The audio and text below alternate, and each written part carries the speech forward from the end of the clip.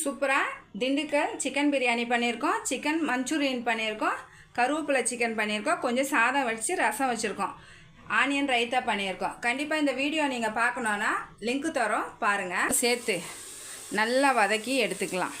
கொஞ்சம் சாஃப்டாக தான் வேணும், அதுக்கு தான் மைதா மாவும் கார்ன்ஃப்ளவர் மாவும் போட்டிருக்கேன். சேர்த்துட்டு சூப்பராக நம்ம கருவேப்பிலை சிக்கன் பாருங்கள் செம்மையாக ரெடியாகி வந்திருக்கு. செம்ம சாஃப்டாக இருக்குது. நான் திடீர்னு பசங்க கேட்டனால வீட்டில் இருக்கிறத வச்சு செய்ய போகிறேன்.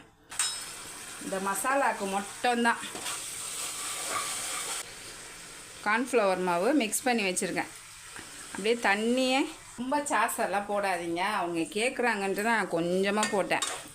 எவ்வளோ சூப்பராக வந்திருக்கு பாருங்கள், எவ்வளோ சூப்பராக வந்திருக்கு பாருங்கள். நல்லா